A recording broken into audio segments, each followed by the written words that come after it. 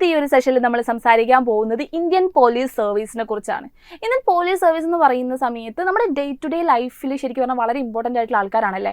അപ്പോൾ നമ്മൾ ഈ ഒരു സെക്ഷൻ, ഈ ഒരു സീരീസ് മൊത്തം എടുത്ത് നോക്കിക്കഴിഞ്ഞാൽ നമ്മൾ അതിനകത്ത് ഇന്ത്യൻ സിവിൽ സർവീസിനെ കുറിച്ച് നമ്മൾ ഒരുപാട് സംസാരിച്ചു. എങ്ങനെയാണ് നമുക്ക് സെലക്ഷൻ കിട്ടുന്നത്, അല്ലെങ്കിൽ അതിൻ്റെ ഒബ്ജക്റ്റീവ്സ് എന്തൊക്കെയാണ് ക്രിറ്റിസിസം, എന്തൊക്കെയാണ് അതിനകത്ത് പുതിയതായിട്ട് വന്നിട്ടുള്ള മാറ്റങ്ങൾ, അതിൻ്റെ ഹിസ്റ്ററി, അങ്ങനെ ഒരുപാട് കാര്യങ്ങൾ നമ്മൾ സംസാരിച്ചതിന് ശേഷം ഇന്നത്തെ ഈ ഒരു സെഷനിൽ നമ്മൾ സംസാരിക്കാൻ പോകുന്നത് ഇന്ത്യൻ പോലീസ് സർവീസിൻ്റെ കുറച്ച് കാര്യങ്ങളാണ്, അല്ലെങ്കിൽ എന്താണ് പോലീസ് സർവീസ് എന്നതിനെയൊക്കെ കുറിച്ചാണ്. സോ നമുക്ക് നമ്മുടെ ഒരു ഡേ ടു ഡേ ലൈഫ് എടുത്ത് നോക്കുമ്പോൾ നമുക്ക് ഒട്ടും തള്ളിക്കളയാൻ പറ്റാത്ത ആൾക്കാരാണല്ലോ ഈ പോലീസുകാരെന്ന് പറയുന്നത്.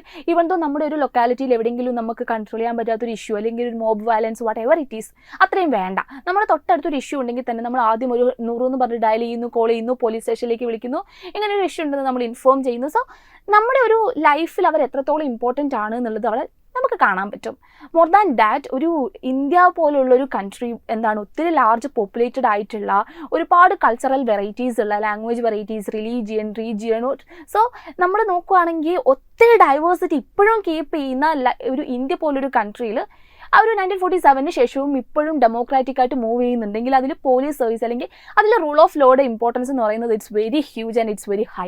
അപ്പോൾ നമ്മൾ നോക്കുന്ന സമയത്ത് പോലീസ് സർവീസിന് നമ്മുടെ ലൈഫിൽ അത്രയ്ക്കധികം ഇമ്പോർട്ടൻസ് ഉണ്ട്. നമ്മൾ ഈ ഒരു സെഷൻ, അല്ലെങ്കിൽ ഇൻട്രൊഡക്ഷൻ്റെ ഒരു സെഷനിൽ നമ്മൾ സംസാരിച്ചിട്ടുണ്ടായിരുന്നു എങ്ങനെയാണ് നമ്മൾ ഈ IPSലോട്ട് ജോയിൻ ആവുന്നത്, എന്തൊക്കെയാണ് അതിൻ്റെ പ്രൊസീജിയേഴ്സ് എന്നൊക്കെ പറഞ്ഞിട്ടുണ്ടായിരുന്നു അല്ലേ. അപ്പോൾ അത്തരത്തിലൊക്കെ ആലോചിച്ചിട്ട്, അതായത് എങ്ങനെയാണ് ഇതിലേക്കുള്ള ഒരു എൻട്രി കിട്ടുന്നതെന്ന് ആലോചിക്കുന്ന സമയത്ത് ഞാനിവിടെ പറയാൻ പോകുന്നത് IPSലേക്കുള്ള ഡയറക്റ്റ് എൻട്രി കിട്ടുന്നത് നമുക്ക് സിവിൽ സർവീസ് എക്സാമിനേഷനിലൂടെയാണ്.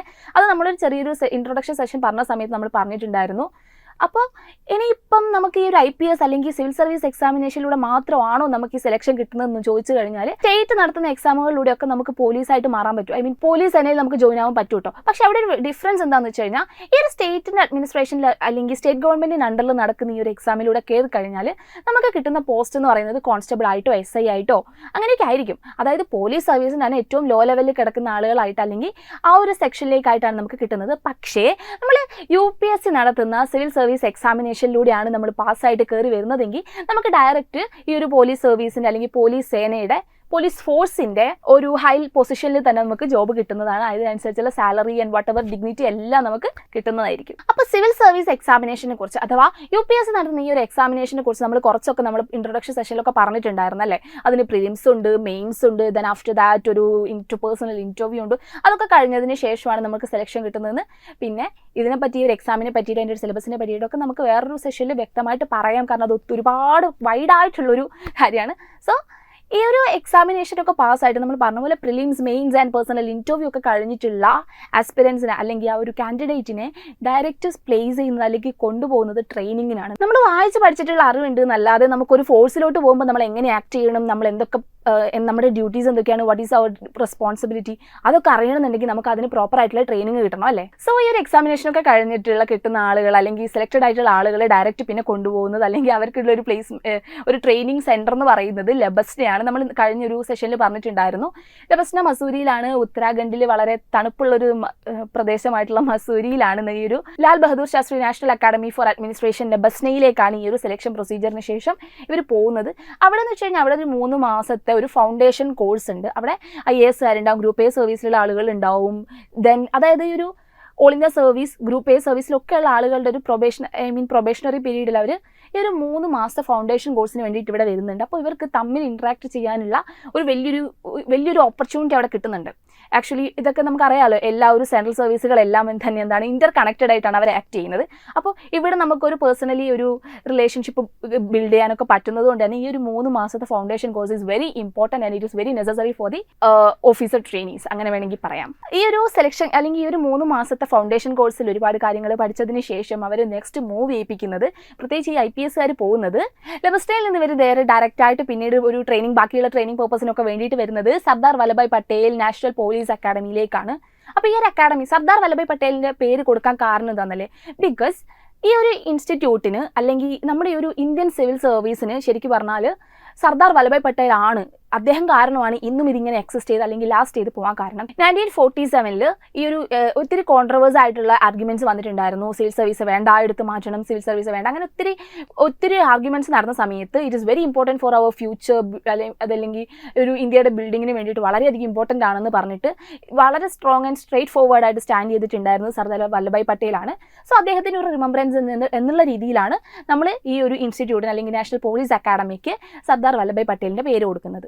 ഇവിടെ ആക്ച്വലി ഒരുപാട് ആക്ടിവിറ്റീസ് നടക്കുന്നുണ്ട്. അതായത് നമുക്കറിയാമല്ലോ, നമ്മുടെ ഒരു റൂൾ ഓഫ് ലോ മുന്നോട്ട് കൊണ്ടുപോകണമെന്നുണ്ടെങ്കിൽ അത് അത്ര സിമ്പിൾ ആയിട്ടുള്ള പരിപാടിയൊന്നുമല്ല. അതുകൊണ്ട് തന്നെ ഇവർക്ക് ആർമി അറ്റാച്ച്മെന്റ് നടത്തുന്നുണ്ട്. ഒരുപാട് ഫീൽഡിൽ നോളജ് ഉള്ള ആളുകളാവണം എന്നുള്ളത് കൊണ്ടും ഫിസിക്കലി ഭയങ്കര ഫിറ്റ് ആയിരിക്കണം എന്നുള്ളത് കൊണ്ടും നമുക്കറിയാമല്ലോ, പോലീസുകാരുടെ ഒരു ഡ്യൂട്ടി എന്ന് പറഞ്ഞു കഴിഞ്ഞാൽ ഇപ്പം റീസെൻ്റ്ലി നോക്കുകയാണെങ്കിൽ നമുക്ക് ചുറ്റുപാട് ഒരുപാട് പ്രശ്നങ്ങൾ നടക്കുമ്പോൾ ഒക്കെ പോലീസുകാരാണ് ശരിക്കും പറഞ്ഞാൽ ഇവരൊക്കെ മിറ്റിഗേറ്റ് ചെയ്തുകൊണ്ട് അല്ലെങ്കിൽ അവർക്ക് നമുക്കൊരു വാരിയർ ആയിട്ടൊക്കെ നിൽക്കുന്നത് അല്ലേ. അപ്പോൾ അവർ അത്രയും ഫിസിക്കലി സ്ട്രോങ് ആയിരിക്കണം, നമ്മുടെ ഫിസിക്കൽ ആക്ടിവിറ്റീസിലൊക്കെ വളരെ ഇൻവോൾവ് ആയിട്ടുള്ള ആളുകളായിരിക്കണം. അതുകൊണ്ട് തന്നെ ഇവർ ഈ ഒരു ട്രെയിനിങ് പീരീഡിൽ ഒരുപാട് ഫിസിക്കൽ ആക്ടിവിറ്റീസിൽ നടത്തുന്നുണ്ട്. പിന്നെ അതേപോലെ തന്നെ ആർമി അറ്റാച്ച്മെൻറ്റ്, ഭാരതദർശൻ, അങ്ങനെ ഒത്തിരി കാര്യങ്ങൾ ഈ ഒരു ഇൻസ്റ്റിറ്റ്യൂട്ടിൽ വെച്ച് ഇവർക്ക് കിട്ടുന്നുണ്ട്. അപ്പോൾ അതിനെപ്പറ്റി നമുക്ക് പിന്നെയും സംസാരിക്കാം അല്ലേ. ഈ ഒരു ഇൻസ്റ്റിറ്റ്യൂട്ടിലെ ജേർണീനെ പറ്റിയിട്ടൊക്കെ നമുക്ക് വേറെയും സംസാരിക്കാം. ഫിസിക്കൽ ആക്ടിവിറ്റീസ് ലൈക്ക് റണ്ണിങ് അല്ലെങ്കിൽ ജമ്പിങ്, ഹോസിങ്, അങ്ങനെ അത് മാത്രമല്ല. പിന്നെ അതുപോലെ തന്നെ അതിനോടനുബന്ധിച്ച് ഇവർക്ക് ഒരുപാട് ഓറിയന്റേഷൻ ക്ലാസ്സുകൾ അല്ലെങ്കിൽ എമിനൻ്റ് ആയിട്ടുള്ള ഒത്തിരി പേഴ്സൺസുമായിട്ട് സംസാരിക്കാനുള്ള ഇൻട്രാക്റ്റീവ് ആയിട്ടുള്ള സെഷൻസ്, അങ്ങനെ ഒത്തിരി കാര്യങ്ങൾ ഈ ഒരു അക്കാഡമിയിൽ വെച്ചിട്ട് ഇവർക്ക് കൊടുക്കുന്നുണ്ട്. ഈ ഒരു ഫിസിക്കൽ ആക്ടിവിറ്റീസ് നടത്തുന്നു, അതിൻ്റെ കൂടെ തന്നെ ഒരുപാട് ഇൻട്രാക്റ്റീവ് സെഷൻസ്, ക്ലാസ്സുകൾ, പിന്നെ ഭാരതദർശൻ പോലെയുള്ള ഒരുപാട് യാത്രകൾ, അതിലൂടെയൊക്കെ ഒരുപാട് കാര്യങ്ങൾ ഇവർ പഠിക്കുന്നുണ്ട്. പിന്നെ ഇപ്പം നമുക്ക് നോക്കുകയാണെങ്കിൽ ദലാലാമയായിട്ടുള്ളൊരു നല്ലൊരു ഇൻട്രാക്റ്റീവ് സെഷൻ അല്ലെങ്കിൽ ഒരു ഫോട്ടോ കാണാം. അപ്പോൾ സോ അങ്ങനെ ഒരുപാട് സെഷൻസ് അവർക്ക് കിട്ടുന്നതിലൂടെ ശരിക്കും പറഞ്ഞാൽ നോർമൽ ആയിട്ടുള്ള ഒരു ഇൻഡിവിജ്വലിനെ എല്ലാത്തിനും ക്യാപ്പബിൾ ആയിട്ട് മാറ്റുകയാണ് ഈ ഒരു ഇൻസ്റ്റിറ്റ്യൂട്ട് ചെയ്യുന്നത്. അതുകൊണ്ട് തന്നെ പ്രസിഡന്റിന്റെ അവാർഡൊക്കെ കിട്ടിയിട്ടുണ്ട് കേട്ടോ ഈ ഒരു national police academic. Probationary period ഒക്കെ കഴിഞ്ഞ് ഫിസിക്കലി ഫിറ്റാണ്, മെന്റലി ഫിറ്റാണ്, അങ്ങനെ അത്തരത്തിൽ നല്ല ക്യാപ്പബിൾ ആയിട്ട് വരുന്ന ഒരു ഓഫീസർ ട്രെയിനി അല്ലെങ്കിൽ ഒരു IPS ഉദ്യോഗസ്ഥനെ പിന്നെ ഡയറക്റ്റ് ആയിട്ട് പ്ലേസ് ചെയ്യുന്നത് അസിസ്റ്റന്റ് സൂപ്രണ്ടന്റ് ഓഫ് പോലീസ് ഒക്കെ ആയിട്ടാണ്. ഹൈ ആയിട്ടുള്ള ഒത്തിരി പൊസിഷനിലേക്ക് ഇവർക്ക് പ്രൊമോഷൻസ് ആയിക്കോട്ടെ, അതിനനുസരിച്ചുള്ള സാലറി ആയിക്കോട്ടെ, ഒത്തിരി റെസ്പോൺസിബിലിറ്റീസ് ആയിക്കോട്ടെ, എല്ലാം കൂടി വരികയുള്ളൂ. അപ്പോൾ പോലീസ് സ്റ്റേഷൻ്റെ ആ ഒരു ചെറിയൊരു ഔട്ട്ലൈൻ ഏറെക്കുറെ മനസ്സിലായി കാണുമല്ലോ. പക്ഷേ ഈ ഒരു സർവീസിലേക്ക് കിട്ടി എന്നുള്ളത് കൊണ്ട് അതായത് ജീവിതകാലം മൊത്തം ഈ ഒരു സർവീസിൽ തന്നെ നമ്മൾ എക്സിസ്റ്റ് ചെയ്യണം അല്ലെങ്കിൽ ലാസ്റ്റ് ചെയ്യണം എന്ന് ഒരു നിർബന്ധവും ഇല്ല. ശരിക്കും പറഞ്ഞാൽ ക്രമസമാധാന പാലകർ എന്നുള്ളതിനപ്പുറത്തേക്ക് ഇന്ത്യൻ പോലീസ് അതിന് ഒരുപാട് മുന്നേറി കഴിഞ്ഞിരിക്കുന്നു. അതിനപ്പുറത്തോട്ട് ഒരുപാട് സർവീസിലേക്ക് പോയിട്ടുണ്ട്. ഇപ്പോൾ ഇൻ്റലിജൻസ് ബ്യൂറോ ആയിക്കോട്ടെ, ട്രാഫിക് കൺട്രോളിംഗ് ആയിക്കോട്ടെ, CID, ദെൻ IB, അങ്ങനെ ഒത്തിരി റേഞ്ചിലേക്ക് അല്ലെങ്കിൽ അത്തരത്തിലുള്ള ഒരുപാട് സർവീസുകളുടെ ഒരു തലപ്പത്തേക്ക് നമ്മുടെ IPS ഉദ്യോഗസ്ഥർ മാറിക്കൊണ്ടിരിക്കുകയാണ്. സിവിൽ സർവീസിൽ നേടി IPS ആയി അല്ലെങ്കിൽ IPS കേഡറ്റ് ആയതിനു ശേഷം ഒരു ജീവിതകാലം മൊത്തം ലൈഫ് ടൈം കംപ്ലീറ്റ് ഈ ഒരു പോലീസ് അല്ലെങ്കിൽ കാക്കിക്കുള്ളിൽ ജീവിതം ഒതുക്കേണ്ടി വരുമെന്നുള്ള ഒരു ചിന്തയുണ്ടെങ്കിൽ അതിൻ്റെ യാതൊരുവിധ ആവശ്യമില്ല. കാരണം നമ്മുടെ കാപ്പബിലിറ്റിക്കും നമ്മുടെ ഇൻട്രസ്റ്റിനും നമ്മുടെ ഒരു കാലിബറിനൊക്കെ അനുസരിച്ച് നമുക്ക് ഹയർ പോസ്റ്റുകളിലേക്ക് ഈ ഒരു IPS അല്ലെങ്കിൽ നേടിയതിലൂടെ നമുക്ക് പോകാൻ പറ്റുന്നതാണ്. ഇപ്പം ശരിക്കും പറഞ്ഞ് നോക്കുവാണെങ്കിൽ IPSകാരൊക്കെ ആയിക്കോട്ടെ, ഈ ഒരു സുരക്ഷാപാലകൻ എന്നുള്ളതാണ് അപ്പുറത്തേക്ക് ഒരുപാട് ദൂരം നമ്മുടെ IPSകാർ പോയിട്ടുണ്ട് എന്ന് വേണമെങ്കിൽ പറയാൻ പറ്റും. കാരണം ഈ ഒരു ഇൻ്റലിജൻസ് ബ്യൂറോ ആയിക്കോട്ടെ, ക്രൈം ബ്രാഞ്ച് ആയിക്കോട്ടെ, നമ്മുടെ cyber cell, what ever it is, അങ്ങനെയുള്ള ഇന്ത്യയുടെ വലിയൊരു ബാക്ക് ബോണിലുള്ള ആളുകൾ എന്ന് പറയുന്നത് IPSകാർ തന്നെയാണ്. അതുകൂടാതെ നമ്മളിപ്പോൾ ചിലപ്പോൾ നമ്മൾ ചിന്തിക്കുന്നുണ്ടാവും CBI ഒക്കെ IPSന്റെ പാർട്ടാണോ എന്ന് ചിന്തിക്കുന്നുണ്ടെങ്കിൽ അങ്ങനെയല്ല. പക്ഷേ ഈ CBIയുടെ ഒക്കെ തലപ്പത്തിരിക്കുന്ന ആളുകൾ IPS ഉദ്യോഗസ്ഥരും തന്നെയാണ്. ഇതിനനുസരിച്ച് നമ്മുടെ കൂടെ നമ്മുടെ സാലറിയും ഇൻക്രീസ് ചെയ്യുന്നുള്ളത് തന്നെയാണ് ഇതിൻ്റെ ഒരു ഇങ്ങനെ തസ്തികകൾ കൂടിക്കൊണ്ടിരിക്കുന്നു, പൊസിഷൻ കൂടുന്നു, അതിനനുസരിച്ച് നമ്മുടെ ഡിഗ്നിറ്റി, പവർ ആൻഡ് സാലറി കൂടിക്കൊണ്ടേയിരിക്കും. പിന്നെ ഈ ഒരു നമ്മുടെ ഇന്ന് നമ്മൾ നോക്കുവാണെങ്കിൽ നമ്മുടെ നാഷൻ്റെ സുരക്ഷാ വിഭാഗത്തിൻ്റെ ഒക്കെ ഒരു അഡ്വൈസർ എന്നുള്ള രീതിയിലൊക്കെ നമുക്ക് IPS ഉദ്യോഗസ്ഥരെ കാണാൻ പറ്റും കേട്ടോ. നേരത്തെ പറഞ്ഞതുപോലെ CBI വേറെ തന്നെ ഒരു സെക്ഷൻ ആണെങ്കിലും നമ്മുടെ ഈ ഒരു IPS ഉദ്യോഗസ്ഥരായിട്ട് വന്നിട്ട് വളരെ കാലിബർ ഉള്ള ആളുകളാണ് അല്ലെങ്കിൽ അതിൽ വളരെ പ്രഗത്ഭരാണ്. കേസ് അന്വേഷണത്തിലൊക്കെ അങ്ങനെയുള്ള കാര്യങ്ങളിലൊക്കെ ഒത്തിരി അധികം മുന്നോട്ട് നിൽക്കുന്ന ആളുകളാണെങ്കിൽ ഡയറക്റ്റ് CBIയിലേക്കൊക്കെ പ്ലേസ്മെന്റ് കിട്ടും. അതിലൂടെ നമുക്കറിയാം, നമ്മൾ ഈ ഒരു സിനിമ ഒക്കെ കണ്ട സമയത്ത് നമ്മൾ ഒരുപാട് ആലോചിച്ചിട്ടുണ്ടാകും എങ്ങനെയാണ് ക്രൈംസ് ഒക്കെ ഹാൻഡിൽ ചെയ്യുന്ന ഒരു CBIയിലേക്കൊക്കെ നമ്മൾ എത്തുന്നതെന്ന്. അപ്പോൾ അതിനേക്കൊക്കെ ഉള്ളൊരു വഴിയാണ് ശരിക്കും പറയുകയാണെങ്കിൽ നമ്മുടെ ഈ ഒരു IPS നേടുക എന്നുള്ളത്. And it's not very easy, but it's not impossible അല്ല, പക്ഷേ അത്ര ഈസിയും അല്ല അല്ലേ. ദെൻ നമ്മൾ പറയുന്നത് ഇനി ഇനിയിപ്പോൾ IPS ആയിട്ട് മാറാൻ വേറൊരു ഷോർട്ട് കട്ട് കൂടി ഉണ്ട്. Short cut in the sense നമ്മൾ ഓൾറെഡി പറഞ്ഞിട്ടുണ്ട്. ഗ്രൂപ്പ് ബിയിലുള്ള ഡാനിക്സ് എന്നുള്ള ഒരു സർവീസിലൂടെ നമുക്ക് അല്ലെങ്കിൽ ഈ യൂണിയൻ ടെറിട്ടറികളിലേക്കൊക്കെ ഉള്ള സർവീസിൽ പോലീസായിട്ട് അല്ലെങ്കിൽ അങ്ങനെ കയറി കഴിഞ്ഞാൽ നമുക്ക് പ്രൊമോഷനൊക്കെ കിട്ടി നമ്മൾ ലാസ്റ്റ് IPS എന്നുള്ളൊരു സെയിം തസ്തികകളിലേക്ക് എത്തുന്നതാണ്. സോ അങ്ങനെ ഒരു റൂട്ട് കൂടി ഇതിനകത്ത് ഒളിഞ്ഞു കിടപ്പുണ്ട്. അപ്പോൾ ബാക്കിയുള്ള കാര്യങ്ങൾ അപ്പം എന്തൊക്കെയാണ് IPSൻ്റെ ഒബ്ജക്റ്റീവ്സ്, അതിൻ്റെ എന്തൊക്കെയാണ് അതിൻ്റെ ക്രിറ്റിക്സ് കാര്യങ്ങളൊക്കെ നമുക്ക് വേറൊരു സെഷനിൽ വിശദമായിട്ട് സംസാരിക്കാം. സോ അപ്പോൾ ഇന്നത്തേക്ക് ബൈ.